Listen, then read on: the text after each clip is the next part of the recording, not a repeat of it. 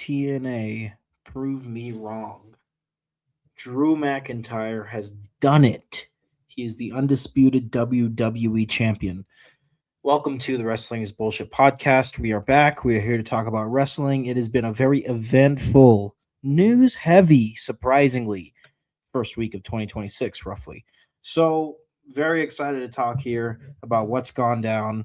And then I'm actually excited to see what TNA does with this upcoming week as they are all over the watch list. The TNA week for sure. I mean, I hope they prove me wrong. We'll get into it here at the Wrestling is Bullshit podcast, starting with the results, starting with Monday Night Raw, as we have seen two different championships change hands on the most recent episode of Monday Night Raw. We saw Becky Lynch retain the regain the women's intercontinental championship against Becky Lynch. Not Becky Lynch. I'm sorry. Let's go ahead and pretend I didn't say any of that shit. We saw Becky Lynch regain the women's intercontinental championship from Maxine Dupree. There we go. Third time's the charm. And we also saw what has been built up to for a great many months. Rhea Ripley and Io Sky defeat the Kabuki Warriors to become the new women's tag team champions in WWE. A very entertaining way to start off 2026. All right. Becky Lynch is fantastic. It's cool to see her become a two-time women's intercontinental champion. I could have gone either way with that. I really have respect for Becky Lynch as a legend of the WWE women's division and the women's evolution, as we like to call it, or as they like to call it, I should say. And, I think Maxine Dupree is an up-and-coming star who continues to be willing to learn and who continues to, learn in the ring and have great matches. So I'm open to seeing another match between Maxine Dupree and Becky Lynch, having the third one at the Royal Rumble maybe, or maybe one of these upcoming Monday Night Raws. Been a very fun women's mid-card feud for Monday night. We go to our very next night, but before we do, let's go ahead and talk about Javon Evans, who has officially become a member of the Monday Night Raw roster. Officially confirmed Javon Evans will be on Raw in 2026, and I'm very excited to see what he does there. I think he's going to have a prominent role with Dirty Dominic Mysterio going after the Intercontinental Championship when they're ready to go ahead and have that program. It'll be good. Anywho, heading into NXT, we actually saw Izzy Dame answer Thea Hale's Women's North American Championship Open Challenge and defeat Thea Hale. Izzy Dame is the new Women's North American Champion, and she's somebody who's put in a lot of time on this NXT women's roster and deserves that mid-card title there. So it'll be interesting to see what goes down there, and I hope she'll shine for sure. We've also seen something very interesting here as Obafemi did retain his NXT championship against Leon Slater in the main event of this past episode of NXT New Year's Evil, to be exact. We saw Obafemi successfully retain his NXT championship and seemingly relinquish it. Looks like Obafemi is heading to the main roster. We've been teasing Obafemi on SmackDown with these vignettes. Looks like he is no longer NXT champion, and he goes out on top. And we will have some interesting stuff, probably crown a new NXT champion at NXT Stand and Deliver during WrestleMania season. Maybe sooner. We'll find out. But Obafemi is no longer the NXT champion, and Izzy Dame is our new Women's North American champion. And last but not least, very WWE heavy week in the world of wrestling when it comes to results. We have Drew McIntyre defeating Cody Rhodes in a 3 stages of hell match to become the new undisputed WWE champion, to most of our surprise, right? McIntyre picks up fall number 1, stage 1 of hell in a regular match.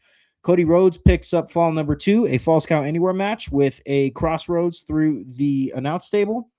And then we get to the steel cage match where Jacob Fatu makes his return. And, was the finish a little screwy? Yes. But when you look at the characters, the story, and the motives of the characters, yeah, it makes sense. All right. A lot of people have pointed out that it makes sense that Jacob Fatu went apeshit on both wrestlers. Cody Rhodes got pissed at Fatu interfering in the 3 stages of hell match. And Drew McIntyre optimized and maximized the opportunity to become the next undisputed WWE champion. Like, it makes sense. Each character's actions I could clearly explain why they did what they did. I'm not going to. Okay, who's got time for that? But we understand that they are telling a story here, and it's looking like, at least I hope, Drew McIntyre will go into WrestleMania as the undisputed WWE champion, which is fair because he held WWE down during the pandemic. So it's great to see him getting his comeuppance in a time where it feels like we're in the Codyverse, right? It feels like Cody Rhodes is untouchable. Drew McIntyre goes ahead and starts off 2026 by winning the big one. Very excited to see what he does here. Very excited to see what it means for Jacob Fatu. Are they going to use McIntyre and Rhodes to jettison Jacob Fatu into that undisputed WWE championship picture? That will be huge, especially for the Vegas crowd. We have to understand, guys, if Drew McIntyre is walking into WrestleMania with the undisputed WWE championship, then he cannot face Cody Rhodes. Why? Because last year we learned that the Vegas crowd hates Cody Rhodes. Okay. And I wouldn't be surprised if they keep that same energy this year. All right. So we got to figure something out. And we got a natural born babyface in Jacob Fatu, who's been wearing a Las Vegas Raiders jersey for the past few months. Okay. I think that means something there. I think that means something. Shit, Jacob Fatu might even win the Royal Rumble, for crying out loud. We'll see, man. We got a lot in store. I know WWE's got something up their sleeve creatively. I know they're going to want to keep us entertained. They're going to want us to spend all our money on the tickets. So, yeah, we'll see what happens there. But I think, seeing Drew win the title, Fatu return, WrestleMania in Vegas, where you can't put it back on Cody, right? Because the fans will riot. I see a spot for Jacob Fatu right now. And I think that's great. I think that's something new, something exciting for the future of that WWE championship picture. Okay. And it all starts with Drew McIntyre winning this 3 stages of hell match and having the WWE championship. Very exciting stuff here. Let's get into the news here, man. And then we got a watch list, and then we'll go over the top 20 champions of wrestling, a new tradition that we have started on the Wrestling is Bullshit podcast in 2026. Without further ado, though, the news. You see, WWE and ESPN have been partners as early as late 2025. You would think that any sort of journalism that ESPN does on pro wrestling is now totally catered to WWE. You would think wrong. Beautifully, right? ESPN is not going to give up their journalistic integrity in the world of wrestling, which, they're a sports platform. So it's kind of funny that they're holding on to their wrestling journalism integrity here when it comes to their year-end awards, as they shower AEW with show of the year, tag team of the year, women's wrestler of the year. All of those things went to AEW along with other things. And it's just crazy to see the world we live in, right? Where ESPN and WWE have this humongous partnership for premium live events. And ESPN journalism continues to give AEW their flowers, even though the company of ESPN is, in fact, working with WWE. It's nice to see them hold up there. It's nice to see them hold up the integrity for the journaling side of pro wrestling. Pro wrestling probably isn't the biggest thing for ESPN. Sports is actual sports. Sorry if that offends you, but yeah, it's nice to see ESPN holding some integrity up here and going ahead and giving AEW flowers for the wonderful 2025 they had, even though they're working with WWE. Was not expecting to see that. Really, money talks and bullshit walks, and we know that. And I really wasn't expecting to see that type of stuff here to close out 2025. Let's get into some more news. We have WWE Unreal Season 2 returning January 20th. Very exciting, man. I can understand why a lot of y'all don't like this show. To me, this show is unique. This show is a fun way to enjoy the WWE product. Like, even if you do not like watching Raw, SmackDown, and the premium live events, watching WWE Unreal is very entertaining. I know a lot of people personally who don't exactly watch Raw, who don't exactly watch SmackDown, don't watch the kayfabe in-ring product of WWE, but they enjoy the hell out of WWE Unreal when it hits Netflix. So very exciting for the people who enjoy this show, right? I'm very excited to kind of follow up on some later developments in 2025. We know the second half of 2025 did not go without its intriguing moments in WWE, so I'm excited to follow them and see how they went in real time with WWE Unreal Season 2 coming later this month. Very exciting there. We also have, okay, from this point with the news, before we get to the watch list, we will talk about some departures and some new faces showing up on new shows to start off 2026. The first two definitely have to do with AEW. We have one person taking an extensive break from AEW, announcing that in a vignette on AEW Collision. Mercedes Moné will be taking an extensive break from AEW. And that just makes perfect sense. We have done everything that we can do with this CEO character, right? Having the TBS championship, defending it like crazy, being one of the best champions in the world, having other belts from other independent promotions featured on AEW Dynamite, having the strong women's championship from New Japan Pro Wrestling for a time, having the CMLL World Women's Championship, having the undisputed British Women's Championship. So many accomplishments for Mercedes Moné over the past year and a half, give or take. And now she's lost the major championships that she's been defending on AEW programming, being the Ring of Honor Women's World Television Championship, being the TBS Championship. She's lost her big titles and she is taking a break from AEW. Okay. It's been a hell of a ride, the Monet train. Ultimo Monet, whatever you want to call it.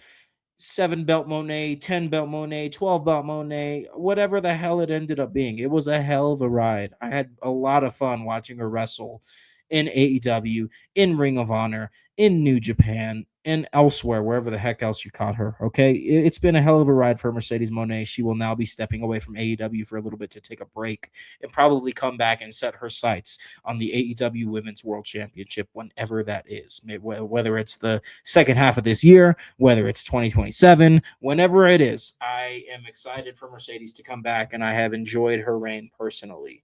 Do I understand the gripe that some of y'all have with these belts and all that? Sure, I can understand. I'll be honest, I can understand that. But honestly, for me, I just think it was fun. I think she was trying to do something transcendental to whatever everyone else is doing. And it was a lot of fun. I enjoyed it as a big Mercedes Moné fan, as a big Sasha Banks fan. I enjoyed the hell out of it.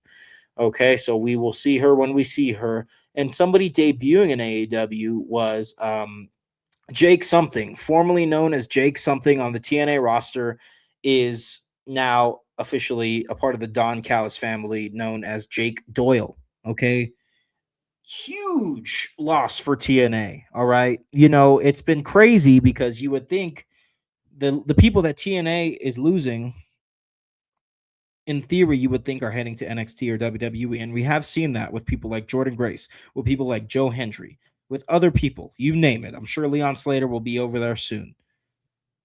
But you don't think about how much AEW is actually getting out of TNA and their shakeup. Okay. TNA is getting Josh Alexander. They gotten Deanna Perrazzo, and now they're getting Jake Something, now known as Jake Doyle, among others. Very interesting. All right. Very, very interesting to see the cookie crumble this way. You would think they would all the TNA stars would crumble into NXT or WWE. But no, AEW is definitely getting theirs, and now they have Jake Doyle as a part of the Don Callis family. Not a humongous loss or gain for either company, but I would say definitely a bigger loss than anything for AEW or for TNA, just because Jake Something had a chance at doing something in TNA. I could have seen Jake Something as an X Division champion if they built up to it. I could have seen Jake Something as an international champion if they built up to it. I could have seen him as a world champion if they really built up to it. I think Jake Something is fantastic. And now he's got his spot on the AEW roster, and it is what it is, man. It's a shame to see what the disbursement of just good talent that TNA has slowly acquired over the years, right? I we're going to talk about TNA. And like I said, I hope they prove me wrong this week. Y'all will find out what the hell I mean by that. Okay. Nonetheless, TNA loses Jake Something, and Jake Doyle is now a part of AEW. We also have Killer Kelly leaving TNA. Will she be in AEW before we know it? Will she go back to the Indies? I don't know. Will she sign with NXT? I don't know. But Killer Kelly is an athlete, is a wrestler that TNA also definitely more so than Jake something, in my opinion, can't afford to lose. I think the world of Killer Kelly. I think she's fantastic, and I think you build her up and you give her some reps, and I think she has a great gimmick, right? And I think she could have really helped out with this knockouts division that seems to be going by the wayside very slowly.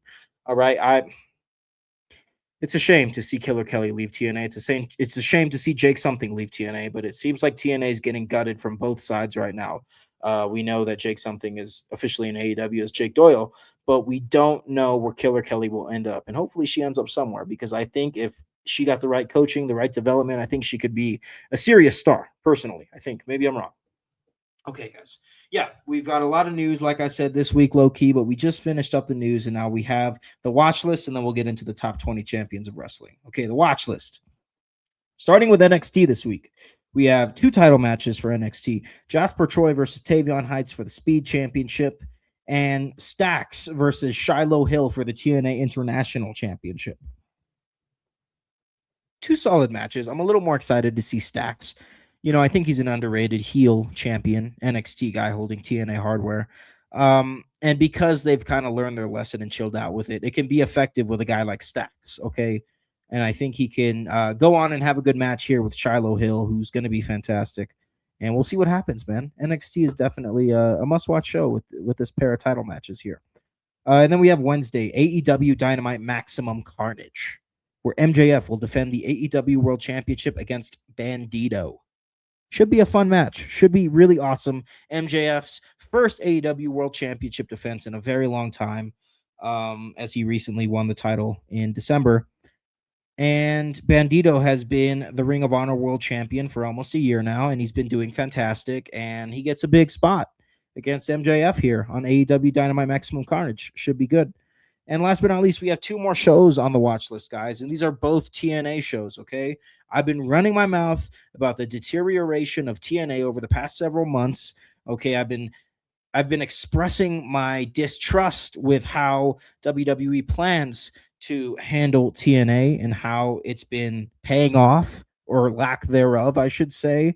Okay, WWE could care less about TNA right now. In fact, WWE is just looking for TNA's stock, TNA's worth, to drop so low so that they can go ahead and purchase it. All right. They would like nothing more than to own TNA. They are in a partnership with TNA right now, but they are letting that stock drop so they can get in and buy it at a low price. I know these scumbags. I know what they're doing, and it's just a shame because TNA has been a freaking beautiful product for the past couple of years, and we're losing it so that it can be owned by WWE. All right. But nonetheless, guys, I run my mouth. I talk my shit, but I would love to be proven wrong. I would love to be proven wrong. And here's an opportunity for TNA to prove us wrong with a big week, with their big first pay-per-view of 2026 and their first show with AMC, the new home of TNA Impact, on Thursday nights. I really hope that you TNA fans get your comeuppance and you guys can tell me to shut up next week. Okay, because I've been talking my shit about TNA, and I've been explaining and providing my insight and my disdain for what TNA has been doing. And I haven't enjoyed much of what they've been doing lately. Not that I hate it, not that I'm not willing to get back on board, right? I love the Hardys. I love a lot of people that they have over there on that TNA roster. It's a shame to see so many of them go. I want success for TNA.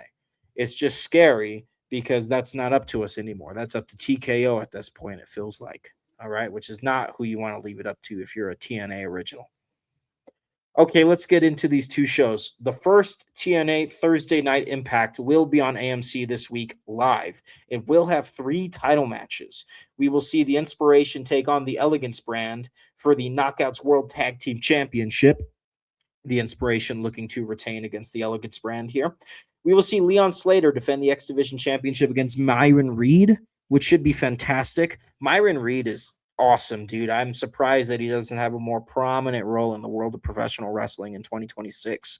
Maybe we're getting there, baby. Hopefully we're getting there, man. I think Myron Reed is great, and Leon Slater is, of course, the future of wrestling. He has absolutely utilized this platform that TNA has given him to just be his badass self. I remember the Rev Pro days when people didn't know who Leon Slater was and Michael Oku was the big star, but now Leon Slater is shining shining with 2 title matches this week. We'll get into TNA Genesis very soon. Last but not least, on the first TNA Thursday Night Impact on AMC Live, we will have Frankie Kazarian versus Mike Santana for the TNA World Championship. Hopefully, we're putting the title back on Mike Santana here. I did not agree with this Frankie Kazarian stint that they did here, but maybe it'll create another huge moment. I don't know, man. Maybe it'll hit different, and maybe I'll eat my words, and maybe we'll just be ready to support Mike Santana as the new TNA World Champion for a second time. Maybe that's how it'll go. Maybe the second time's the charm. Maybe. Who knows? All right. And then we have 3 announced matches for TNA Genesis, with more on the way, I'm sure. I'm sure this episode of TNA Thursday Night Impact will round this card out, and we will see how it goes. Okay, so on Saturday for TNA Genesis, what do we have confirmed at the time of this recording? January 11th, Sunday afternoon. We have Myron Reed taking on Cedric Alexander and Moose for the X Division Championship, if he's able to get past oh, crap. I wrote it wrong. I'm sorry. Leon Slater, excuse me, will be defending the X Division Championship if he can get past Myron Reed against Cedric Alexander versus Moose at TNA Genesis. Lei Ying Lee will be defending the Knockouts World Championship against Danny Luna, who's fantastic. And then the Hardys will take on the Righteous for the TNA World Tag Team Championship. Again, I'm sure this TNA Genesis card will round out and have more information at the TNA Thursday Night Impact show. But like I said, guys, this is an opportunity for TNA to prove me wrong. I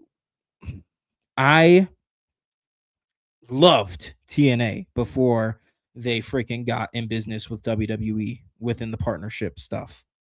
I thought Impact before they rebranded back to TNA was doing great, and I thought TNA in their first year as TNA Total Nonstop Action was doing fantastic.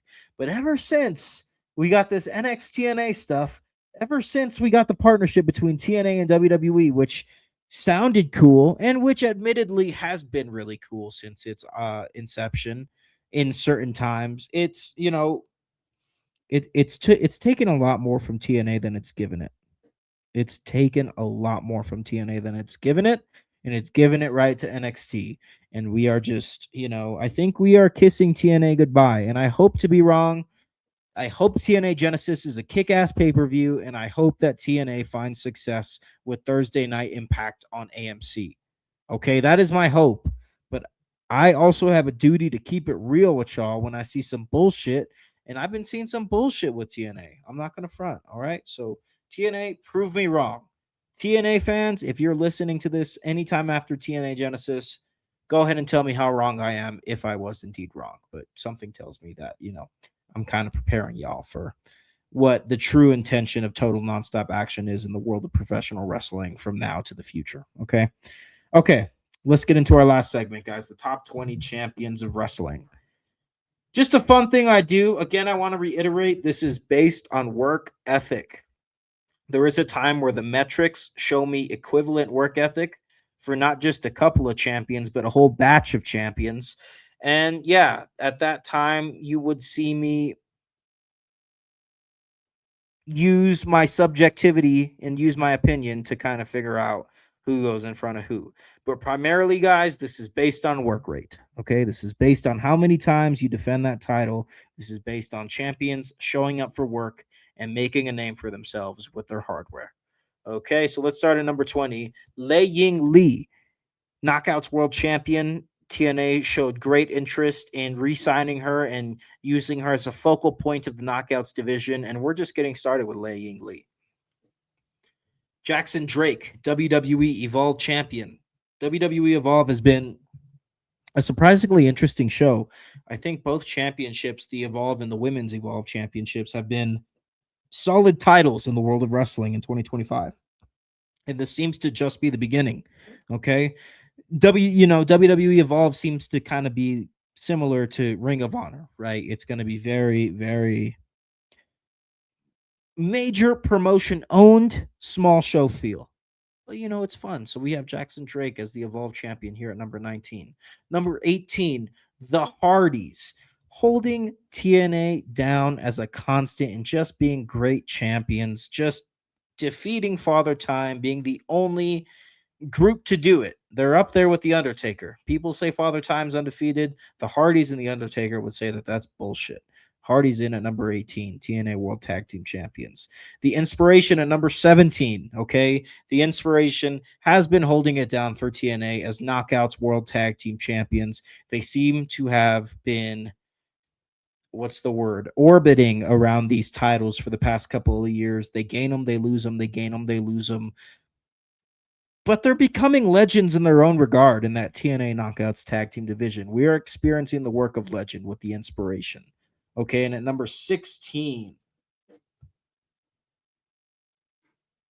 we have Chris Statlander, the AEW Women's World Champion, who won it out of nowhere, seemingly, right? Won it on a big shock, but has definitely just become a big star. The Cosmic Killer is going to have a great 2026 as the AEW Women's World Champion, and she's number 16 on the top 20 champions of wrestling.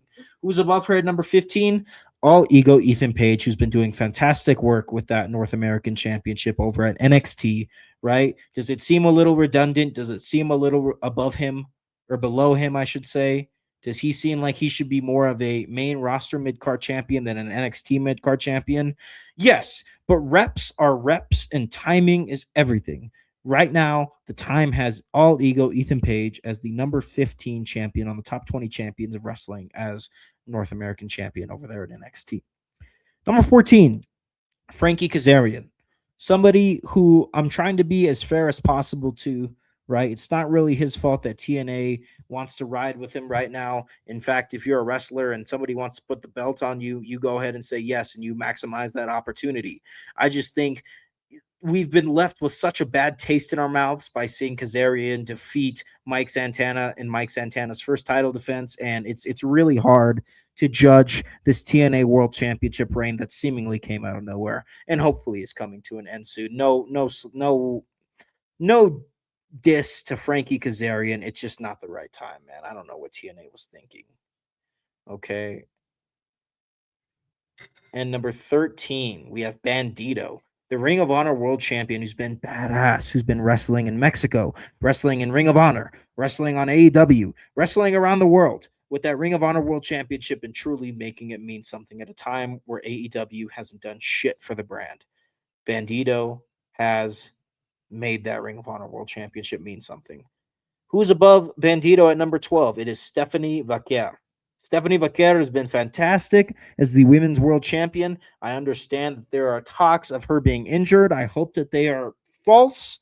That would just be such a huge blow for the women's world championship over there on Monday Night Raw, who finally has a champion that could do something with it, or who finally has a champion that is doing something with it. Okay, it's not to any fault of Io Sky or Naomi the fact that their championship reigns were lackluster. It's more just either creative inadequacy or, in the case of Naomi, she is with child. Okay, so she obviously can't hold the title while she is with child. Okay, number 11, rounding out 20 through 11 is Athena, the Ring of Honor Women's World Championship. Same situation as Bandito, but she's been rocking it for years. She's been on it for years as Ring of Honor Women's World Champion, holding that promotion down and just pumping value into it by holding that title. Bandito and Athena are what you look for in a pair of world champions to hold your promotion down. Ring of Honor's lucky to have them. They'd be screwed without them. I will say that. Nonetheless, guys, let's go ahead and get from number 10 to number 1 in the top 20 champions of wrestling. Starting with number 10, you might be surprised by this. Red Velvet, sitting at number 10, the Ring of Honor Women's World Television Championship. With an impressive win over Mercedes Moné just weeks ago, Red Velvet has kept that momentum going by wrestling in the ring on Ring of Honor Weekly Television, defending the Ring of Honor Women's World Television Championship in a series of proving ground matches, what seems to be every single week. If she keeps this up, she will be considered one of the workhorse champions the way that she is right now. I will say her and the next two people are kind of my workhorse champion category that solidify their spots on the top 20 from 10 to 8 here. All right, so then who's number 9? Number 9, workhorse champion Jon Moxley, who has also been having a presence on AEW Dynamite with the Continental Championship, defending the Continental Championship in eliminator matches early and often. That's what we like to see, man. We've been seeing it from Moxley, we've been seeing it from Red Velvet, and we see it from the inaugural AEW National Champion as well. We see it with Ricochet.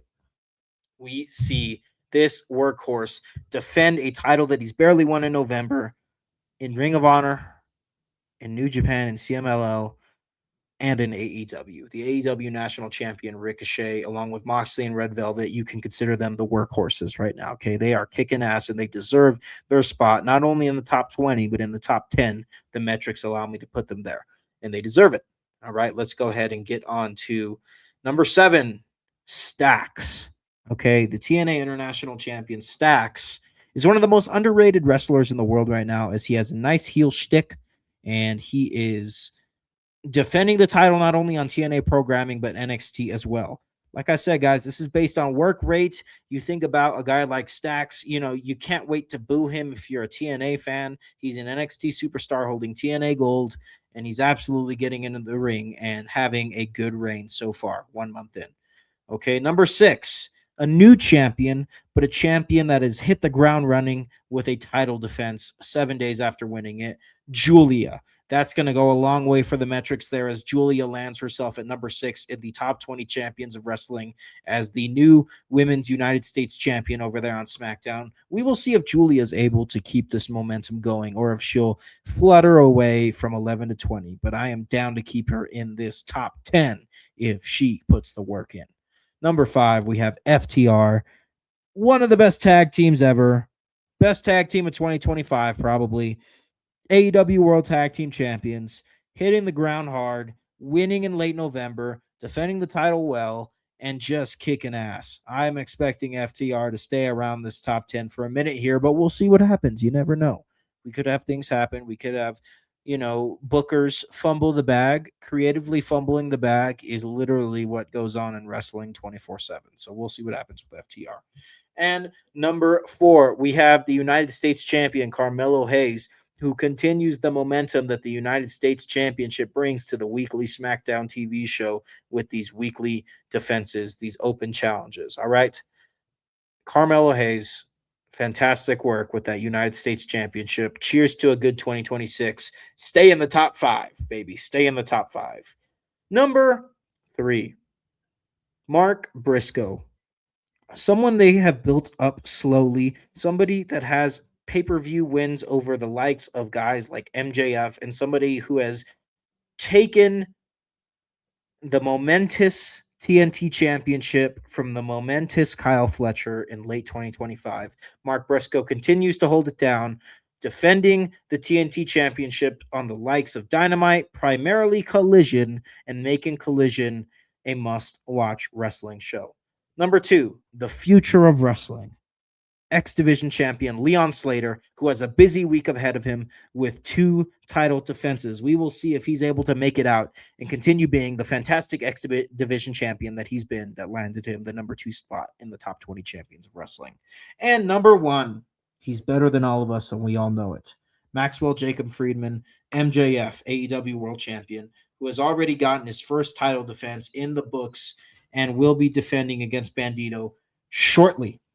Okay, they're going to kick ass. If you thought the first title reign for MJF was good, wait until you see what they do with this one. I have no doubt that MJF, Tony Khan, and the rest of the AEW creative locker room or whatever wants to do big things with MJF's title reign this year and has no capacity to settle for anything less. I think we're going to be in for some good wrestling. We know that AEW knows how to make it happen. They put the wrestlers in the ring and they ring the freaking bell. Okay, so and that's what I'm expecting with MJF, who will also provide us with entertaining television and character development in 2026. He takes the number 1 spot in the top 20 champions of wrestling. And that's it, guys. That's it. That's the show. That's what I got for you today. Okay, I hope all is well. Go ahead and enjoy some NFL or college playoff football. Be good, be happy. I don't really know what else to say. I'm going to go watch the Chargers hopefully beat the Patriots, but you know, we'll see what happens. We'll see what happens. Okay, guys, be good. We'll talk soon.